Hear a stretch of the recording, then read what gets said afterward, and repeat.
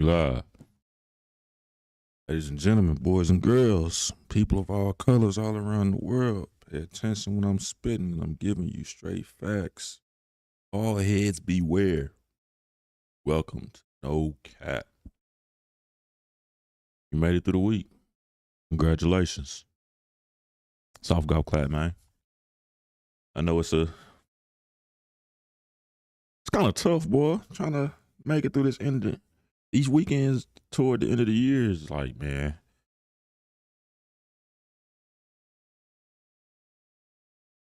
I kind of dread them because I'm like, it's cold outside. So I'm gonna do sit in the house, go outside and be cold with y'all.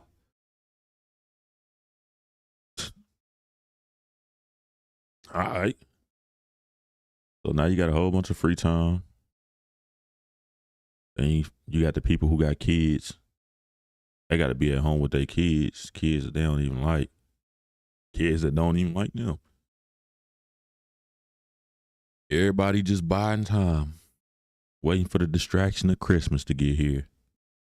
We can act like, dang, let's be happy because we bought some stuff. And the day before, be waiting to see what you bought. And the day after, not as happy anymore because you already figured out what was bought. Fake joy of Christmas. 'Tis the season. But conversation point, right? I'm kind of surprised that this isn't really more of a openly conversed about topic. Everybody has like a specific reference point to something that's credible in their life, some kind of show, music, experience, something that they cling to, that they revert back to, they quote, and it's a big influence on their life. And not everybody has the same reference point. What I mean, like, for anybody born before the internet, like before memes and everything, before gifts, for a lot of us, it was the Chappelle Show. Like, and you can quote specific episodes of the Chappelle Show, like specific skits. You can just pull the quotes out of your ass, pause, whenever you need to. Like, it doesn't matter who that person is. If they've seen the Chappelle Show and they've watched it, they can quote it. Everybody has that thing where they have their own, like, Chappelle Show where I can lean on this, I can quote it, I can rely on it for entertainment in crazy times, conversational purposes. But it's rare to figure out exactly what somebody's reference point or reference material is. And it's kind of crazy because you can determine what yours is by your reaction to other people, whether they've experienced it or not. So for me, Chappelle Show was, of course, hilarious. I can quote it in and out. So when I come across somebody who they can't, I'm just like, I got to find out why. Especially like if you of age where Chappelle Show was booming and you ain't never, now I got to figure out what's wrong with you. Or you say, yeah, I've seen it before, but I just don't remember it. Yeah, what's wrong with you? One of them, I need to figure out what's going on because what you saying to me ain't making sense right now. But that's neither here nor there. It's just something I had to get off my chest, off the top. But the actual story time, right, isn't much of a story as it is me playing fortune teller, predicting the future.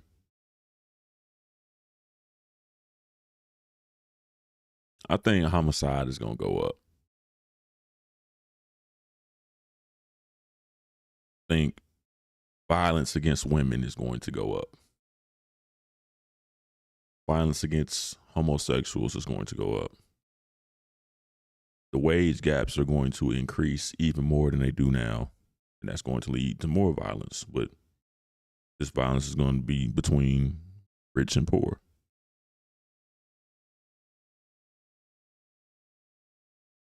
Education is going down. Intelligence levels is going down.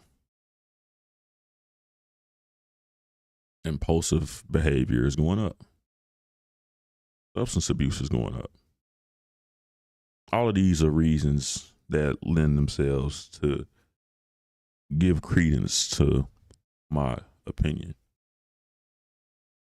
And not just that, but the biggest determining factor to me being social media and content creation. But the thing about social media and content creation is it's only profitable when you grab an attention. And the only way to grab attention is to be inflammatory, to be combative, or to gaslight. Like negativity garners a bigger response than positivity. So you want to be a content creator or you want to get into that kind of lifestyle, the smart move, if you chasing money, is to do what these other folks are doing. Rage bait, gaslight. Just be as aggressively irritating as possible. And then the unfortunate part about being an influencer and content creation, all of that is when it's the main source of entertainment, it's the main source of stimuli, people don't parse through it and separate what's real from what's embellishment. Because we've already birthed a generation of people who everything on the internet is real. Parenting fell off by the wayside. The education system failed them and fell off by the wayside. The only thing that's real is what I see, what I interact with. Real, just reality. My perspective is what I'm seeing on this phone, what I'm interacting with, what I'm in contact with is real. It's real to me. So all of those cheap tricks and behaviors that push content and make you more influential becomes real to one person, to these people, to that group, to these states, to this generation. And that lends itself to the quote that I had for the bar of the day. When rage bait becomes reality, catastrophes become commonplace.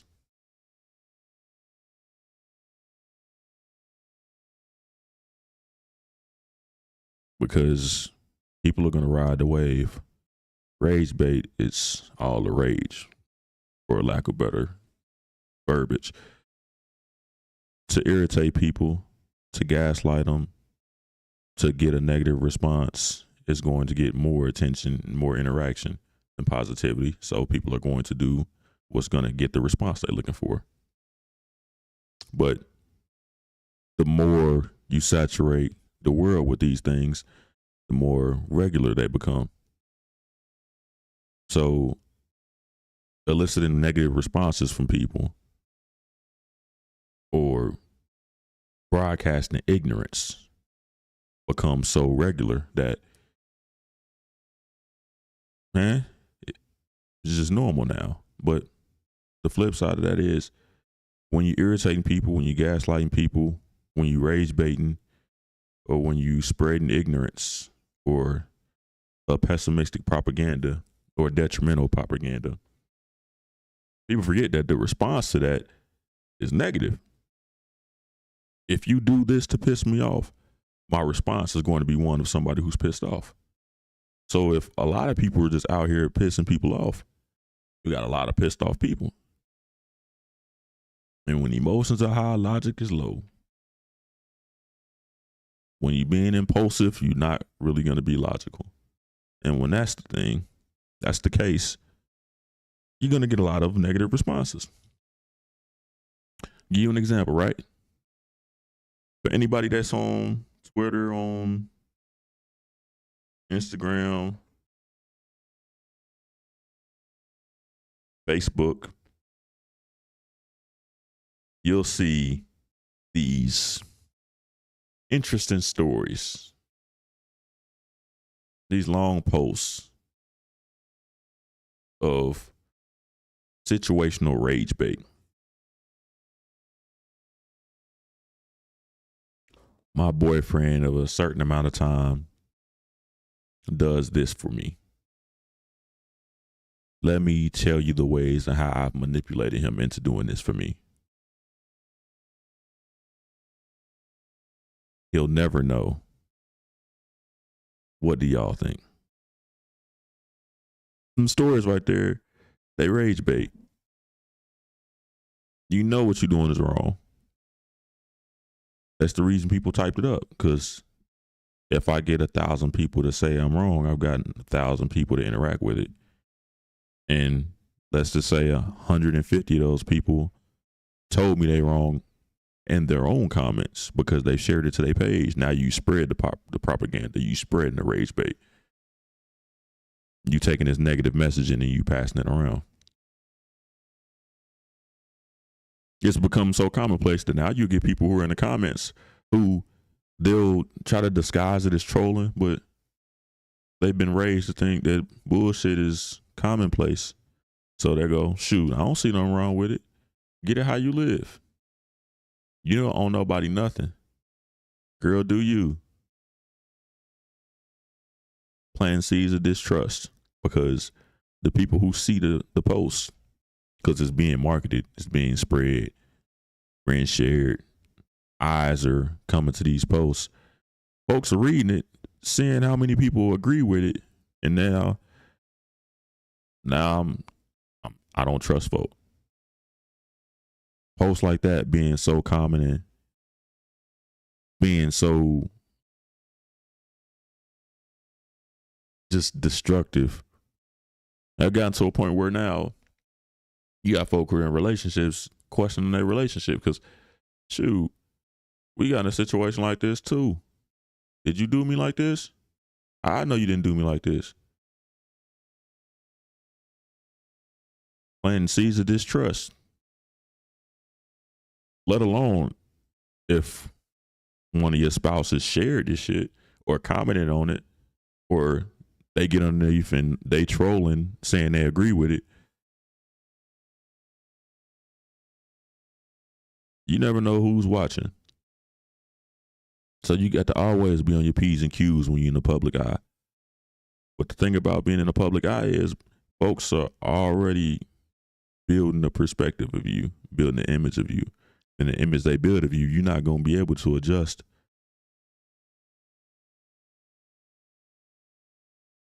The thing about your image is you can't really tell people how to see you.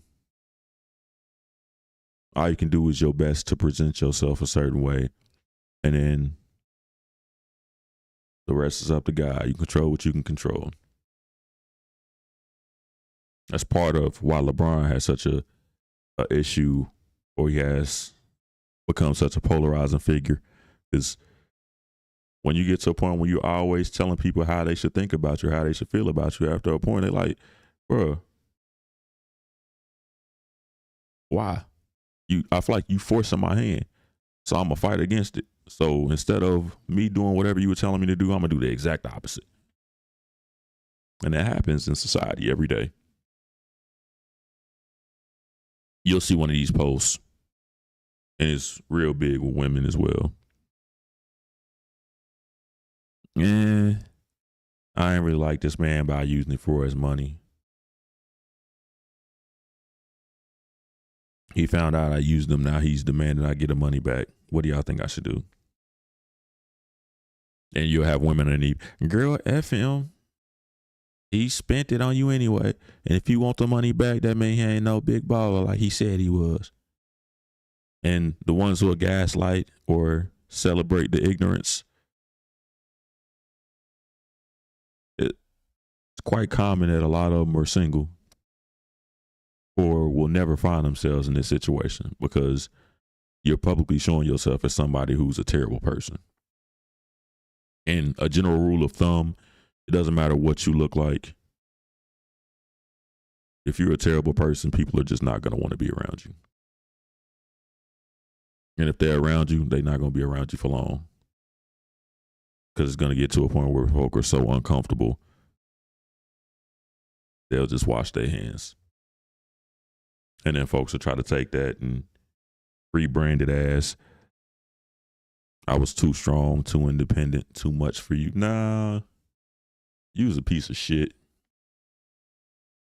Just folk ain't care enough to tell you. But the same energy folk have to invest in these unrealistic conversations and stories is the same energy folks should be given to dispute any of this ignorance. If you see bullshit, call bullshit. Like, I try not to get too big into celebrity happenings or anything that's gossipy. But we're in a state of disarray where people, again, take this stuff to be real. I'm living vicariously through this celebrity. So whatever they do, I'm going to support and I'm going to mimic. I'm going to make that a part of my life.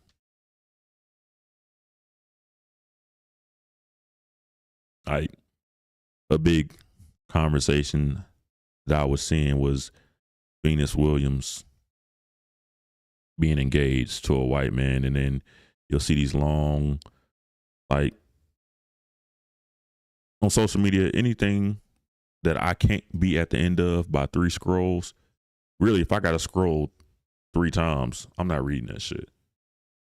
And you'll see them, like, them 3 scroll posts and paragraphs. And it's like, yeah, I'm good. Not reading it. But the gist of it is usually, black man wasn't looking for so-and-so. You don't know that. You spreading propaganda. The same thing happened when Serena got married to the white dude. Black man wasn't looking for. How would you know?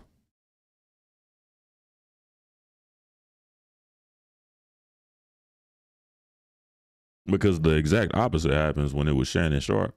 How dare you get with that white girl? Look what she did. You got what you deserve. So if Venus or Serena get divorced, do they get what they deserve? They get broken up with publicly, do they get what they deserve? No. Stop making illegitimate comments on other people's living situations because you weren't there to experience it.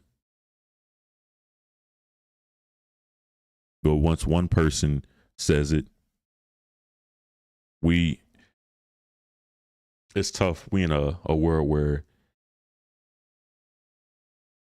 like, majority rules, and the people who are the loudest are the people who are the wrongest. The people who are right or have any kind of morality to them, it's understandable. They go, I'm not getting into that. That's stupid. And they scroll past it. But the people who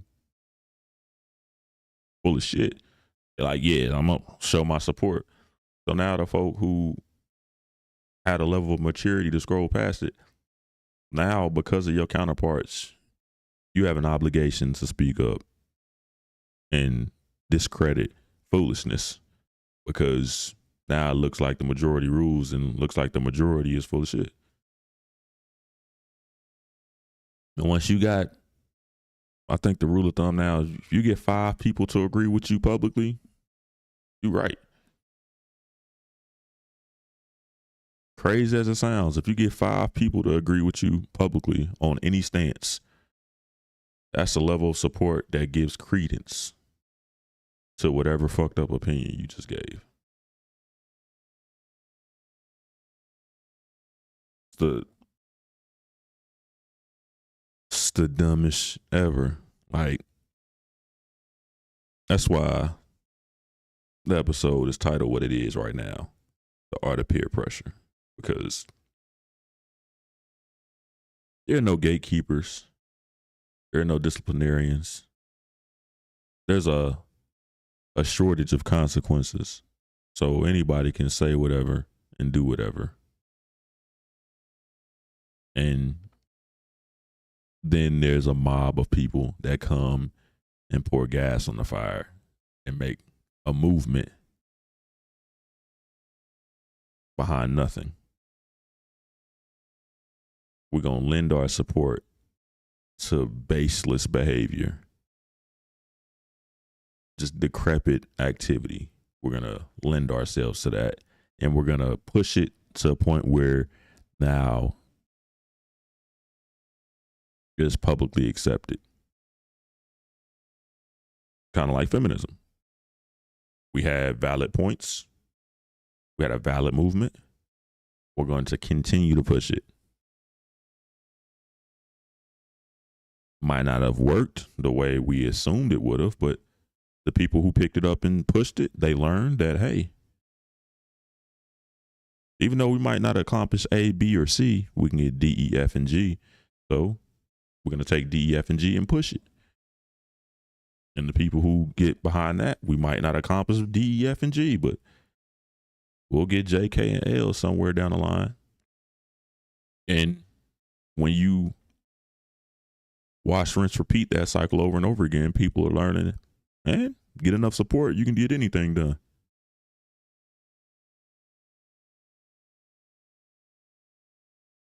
Sad, sad, sad story.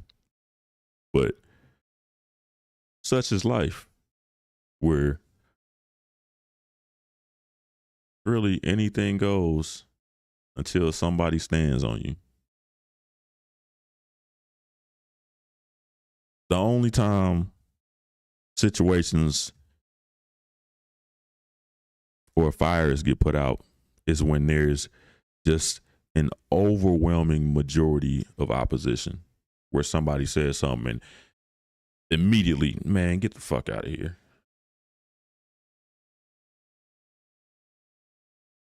But that's few and far between.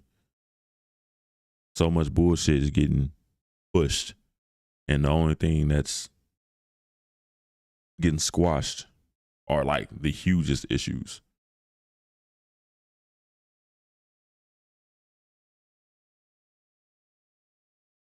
If I would give another analogy, in the state of society as we are now, that's like somebody saying, shoot, you should be able to kill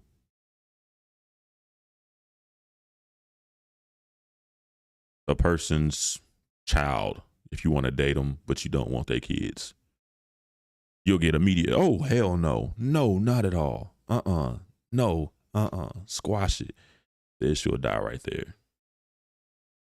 But you won't get the same amount of blowback for rape or kidnap. Like, these are lesser crimes, but they're still bad, but you won't get the same pushback. It's not right is right, wrong is wrong. It's how wrong are you before people choose to take a stand on something. That's discouraging, honestly. Part of the reason why I started pulling back. I used to be a real social person. Knew a lot of people, familiar with a lot of people in a lot of circles. But, excuse me, as life started to happen, I started watching events unfold. I no idea where this wisdom or knowledge came from, either, or my opinion would be formulated the minute I heard something, like, either that ain't right or that don't make sense. But I wouldn't impose. I would just let things play themselves out, and I would refuse to make a decision. because I'm like, what I'm saying, I'm not hearing much support for it. So maybe I'm tripping. There's nobody to validate that opinion I just had. So let me take some more time. Let me look more into it. And I was like, nah, I'm not tripping because still not making sense. So I would just steer off to the left while everybody else is going right. Happened once, happened twice, happened on 3 different occasions. Then I got to the point I was like, nah, I'm not tripping. You're not going to get validation because folks are not thinking about that at all. They're not interested in that. There's no freedom of thought. Whatever the majority just chooses to do, everybody's just going to blindly follow. One of the biggest examples, COVID, of course. I'm no scientist, but as far as vaccinations go, Google is available. So I was like, I wonder how many years it takes to develop a vaccine. Like,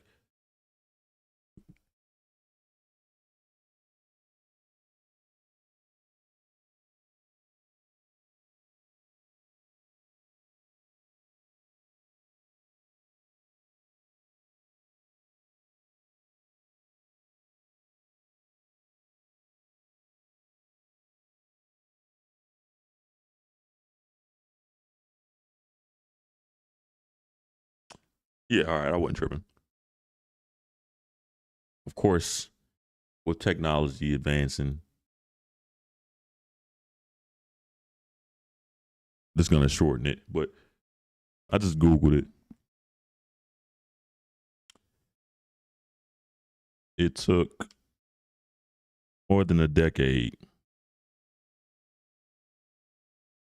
of intense research to develop the first effective flu vaccine. Now, the first response people say, and scientists are better, we're farther along. Yeah, but the process didn't change. You have to do a certain level of testing over and over and over again. You have to understand all the variables. You have to, there's so many different moving parts that you have to take heed of. And you got multiple companies who are racing to do it. Anything rushed is not going to be quality. So when they rush, they just like, yeah, man, we found one that works. Hold up, nigga, what? Yeah, shit. We found one that worked. Go ahead and shoot that up. Mm-mm. I'm good. Nah. There are situations in which you can't make yourself available to be the test dummy. Like, how many people you think actually got on the first plane ever built? Not the first one that flew successfully across the blue skies. No, the first plane just ever built. How many people think was like, yeah, let me get on that? How many flights do you think the first plane ever took?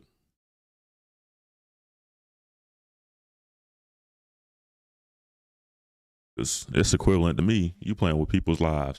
Yeah, we just built this thing up right now. Go ahead and try it out. Red flag number 1.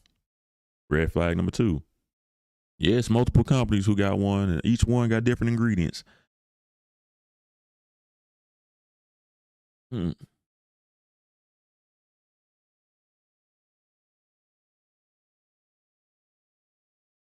Nah.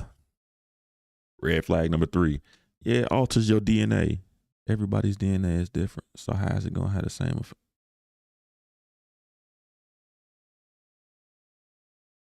Then, I mean, I paid attention in public school. Just all of these things were things that I calculated, and it took me all of maybe 2 minutes to do these determinations in my head, make make a decision like, nah, that don't make sense. Nah. Because as things progress, I'm like, yeah, people dying, but people are dying of things that they already had issues with. It's taking pre-existing issues and it's exacerbating them. All of these like red flags are popping up, and at the same time, the red flags are popping up. You also were getting the threats where, hey, if you don't do this, you're going to get fired.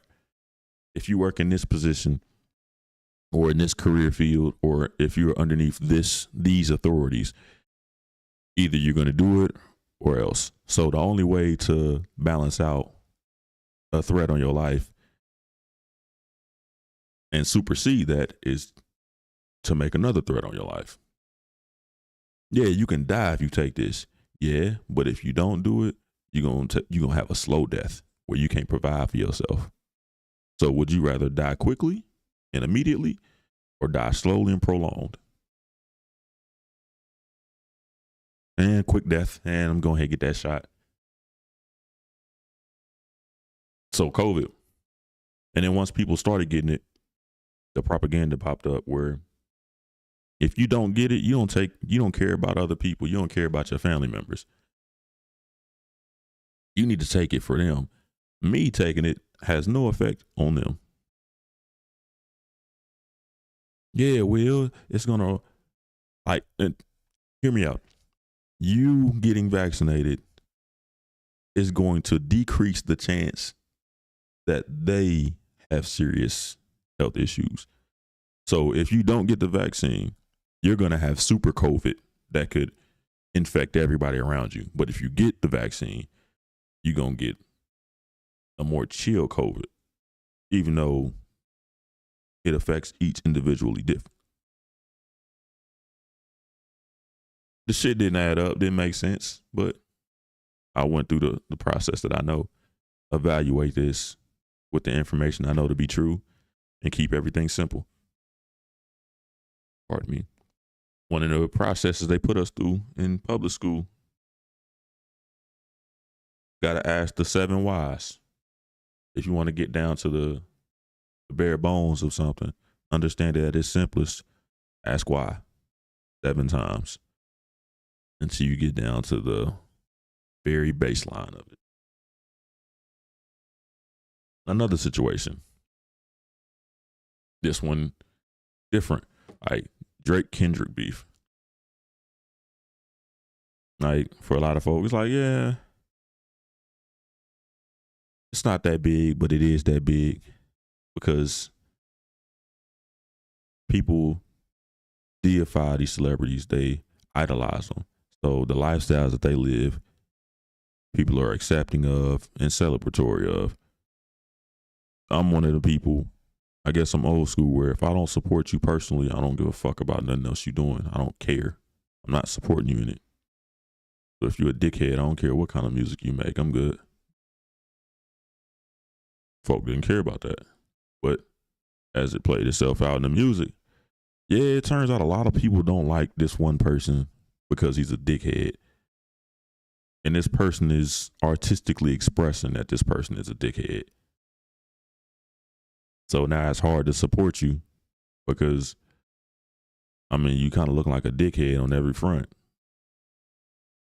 So now the result is you're an international dickhead. But the people who are fighting for that person, they disappear.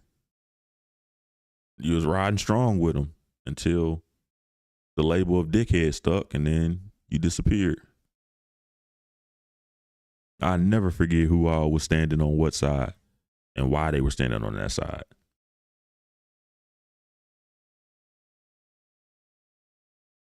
Is there morality to it, or is there just entertainment to it? Your what and your why matter. But in a lot of these peer pressure vacuums, people don't have a what or a why. The shit, they doing it, so I'm doing it.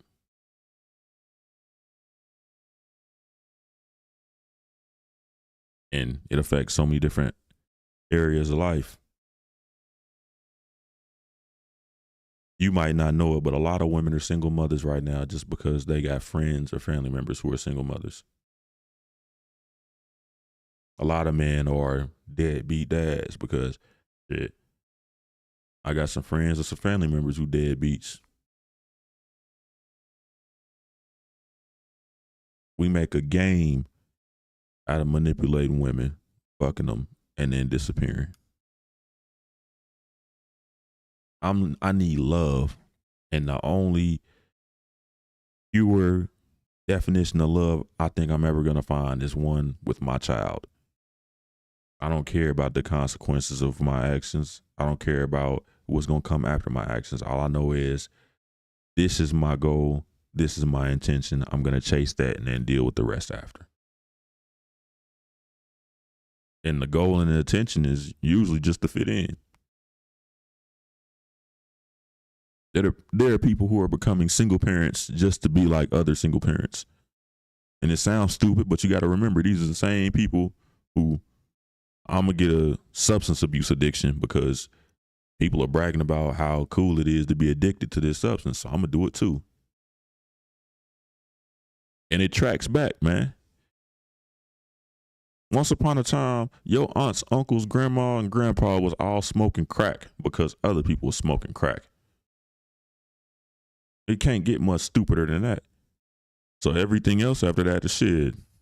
We all got our dumb shit we do. And when you look at it that way, there's not much different from the crack smokers to co-parents. Because it's going to have a generational effect. The shit that you used to have before, or the morals and foundation we used to have before, I'm going to rob you of that because I'm making a decision in the moment to be like everybody else. And there's always going to be like the excuses or the gray area, people that want to apply to situations. But I can apply the gray area to crack. I was extremely stressed. Somebody told me that this would be the best way for me to relax and cope with my living situation. I'm below the poverty line. I don't know how I'm going to be able to get myself out of it. I intended to do this one time. I didn't know how addictive it was going to be. I became addicted, and the rest was history. I was in a situation where I was uncomfortable. I felt like I had to do it, otherwise my safety was going to be in jeopardy. Now I'm addicted. Peer pressure. Everybody was doing it, and I was tired of feeling left out. I wanted to be able to socialize and connect with the community around me, so I did it. All of these could be valid reasons to go smoke crack. But at the end of the day, you went to go smoke crack. Same thing with single parents. I didn't know who that person was. They changed after I had a baby. It's understandable. Should have did your due diligence. Man, yeah, I mean, I thought her career and her goals mattered, but when the opportunity to abort the baby or take the Plan B pill came, she changed her mind and was like, no, I'm committed to this decision. Tough situation.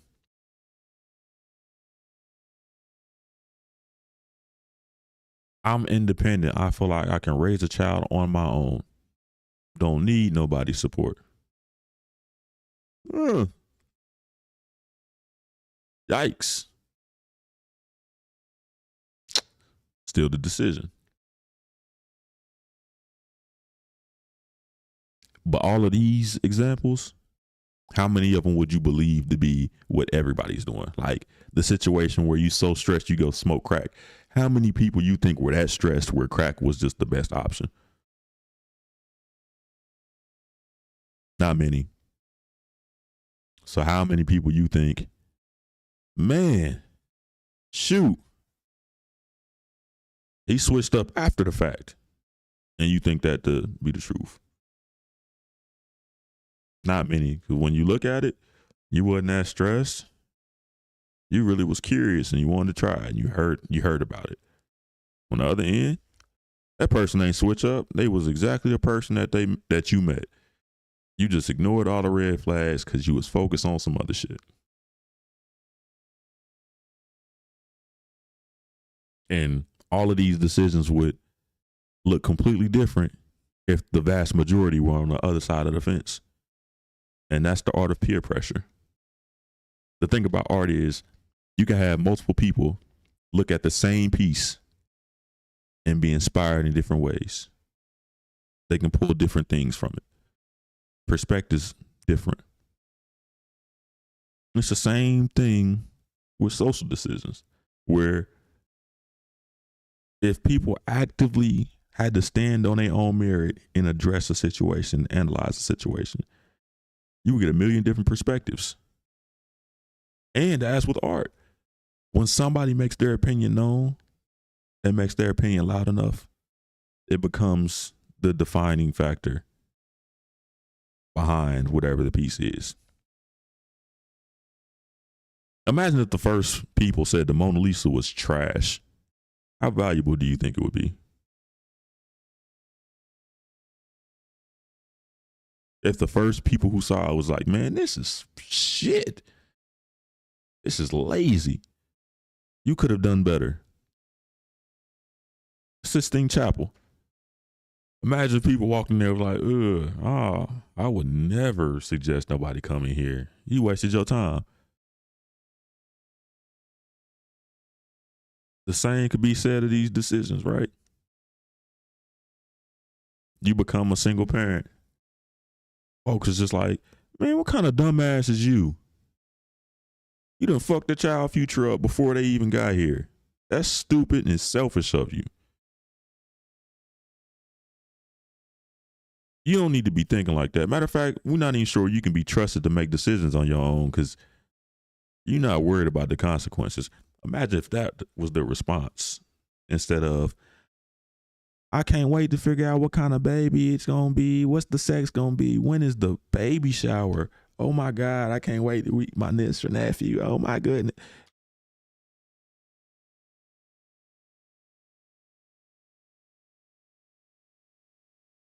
Imagine if the response to crack wasn't, hey man, I heard it's a new drug on the streets. If the response to crack was the appropriate response to crack, the epidemic would hit different. Hey man, I got a pipe and a rock. Nigga, you got a what? Hey man, no sir. You fucking tripping. I might call the police right now. Nigga, what's wrong with you? You smoking crack? If hindsight is 2020, right? If people had the same level of foresight as we have hindsight, a lot of these decisions would be treated completely different. Society would adjust accordingly.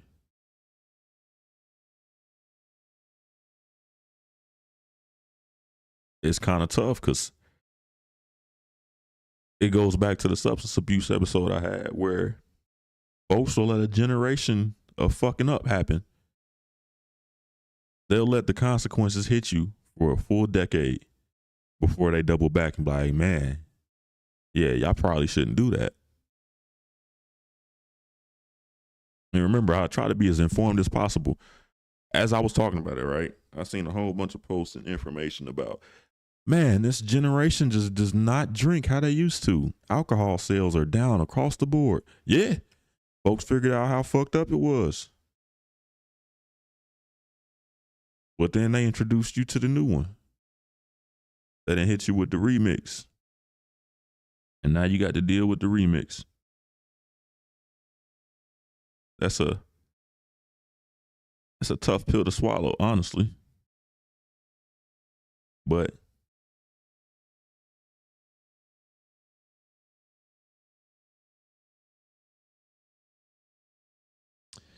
you know, hindsight is 2020, reconcile 50-50.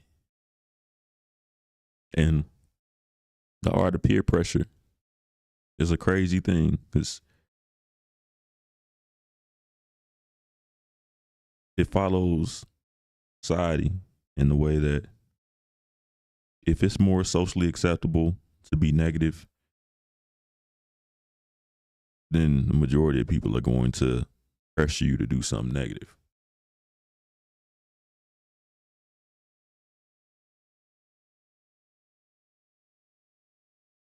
I posted the picture on here, and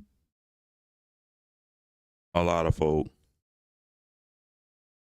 younger people especially, and a lot of older people who don't use social media as much, won't understand the relevance of the picture, the intro picture. The intro picture is the perfect one for this episode because another example that I looked at immediately and was just like, nah, no, don't make sense.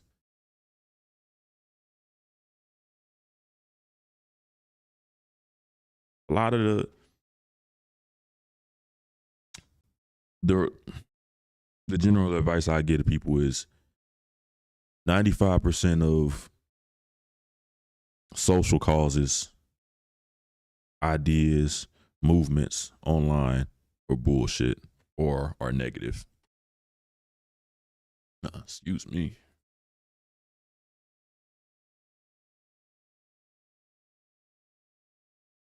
Eyes dry, boys. What happens when you don't hydrate? But 95% of them are negative. And negative social initiatives are all scams.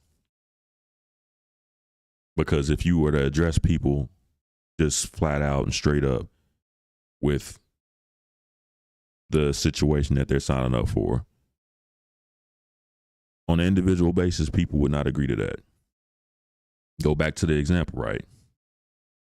Walk up to you, hey, would you like to smoke crack? You're going to sell everything that you've ever worked for. You're going to sell your home. You're going to quit your job. You're going to lose your job. You're going to lose your mind. You're going to lose your health. You're going to be a negative influence on your family. You're going to be a detriment to your family. You're going to be stressful to your family. You're going to commit crimes to chase the addiction that you're about to pick up. And the remainder of your life will be forfeit until you meet God. And deference to crack. Are you interested? If you were to address people directly with what they are signing up for, like, man, hell nah. Might slap you. Do it today. Hey, man, I know you ain't never vaped before, but take this vape cartridge. It's got nicotine in it, so you're going to get addicted. And what you're actually vaping, what you're inhaling, is like little droplets of plastic that are going to stick to your lungs. And as you're addicted, you're going to vape more and you're going to inhale more of this plastic to a point where the inside of your lungs are going to be coated in plastic, making it hard to breathe. You're going to have a coughing problem. You're going to have all the addiction symptoms of somebody who was addicted to cigarettes, but it's going to smell good and it's going to taste good. And you're basically going to be cutting your life in half. If you're lucky, it'll be cut in half. If you're not so lucky, you could be dead within 10, 15 years. Can I interest you with?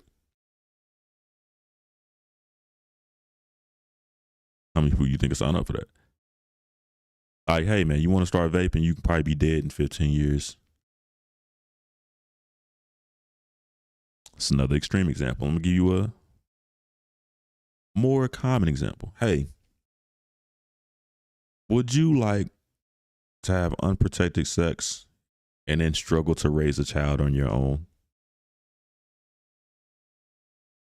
Me and you are never going to get along.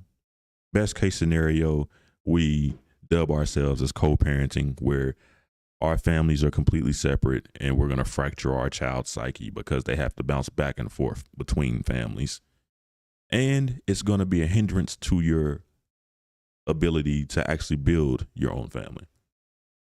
As a single mother, you're not going to have all the options that you would as a single woman. You're going to have a lot of men interested in having sex with you as well, but none of them are willing to commit to you because you're going to be trapped with my child.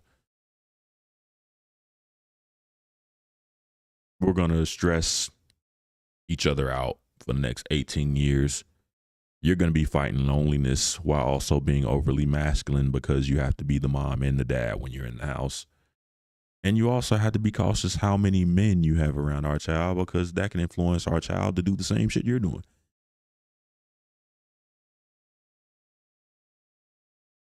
Now, allow me to take this condom off and let's have unprotected sex and see how it goes.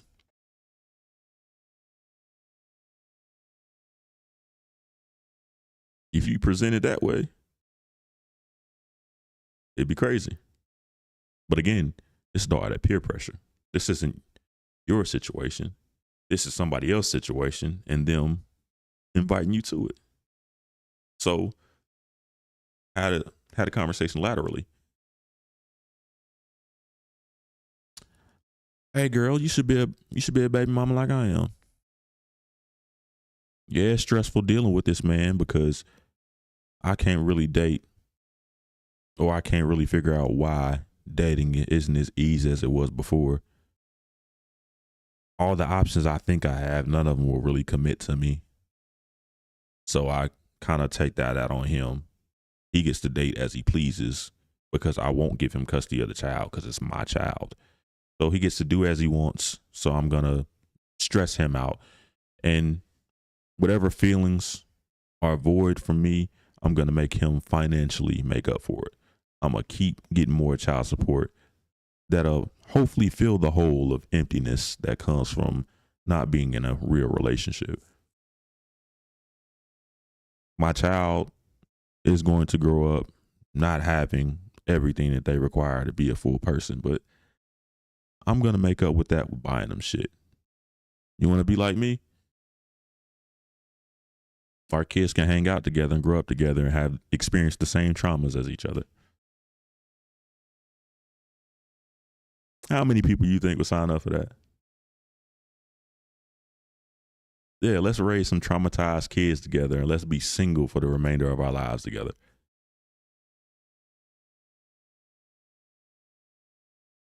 And the chances are you can get married. The majority don't.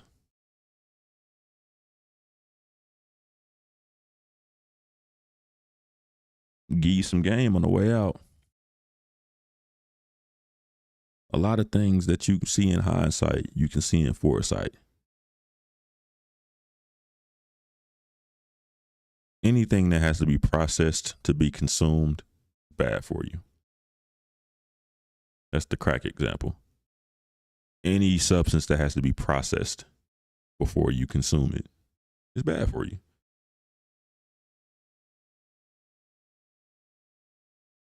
Cocaine isn't just something you find out in the world. Heroin isn't something that you just find out in the world. Crack wasn't just something that you can just, I can go pick some of that. What about weed? Weed goes through a process as well.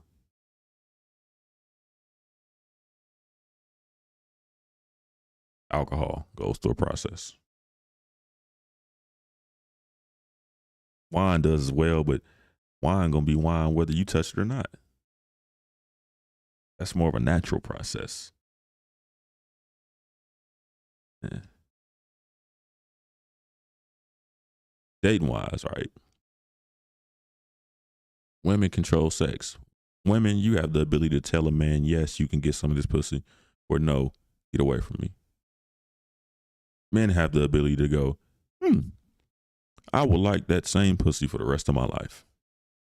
Or they have the ability to go, maybe there's better.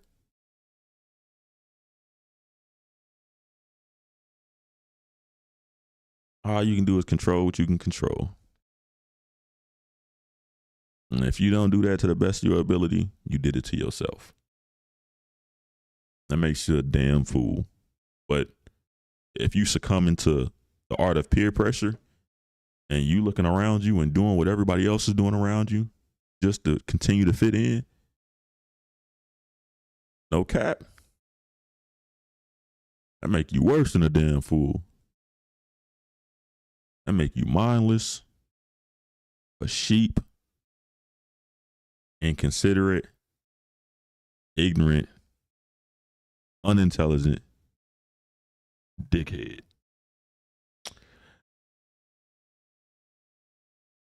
Good luck.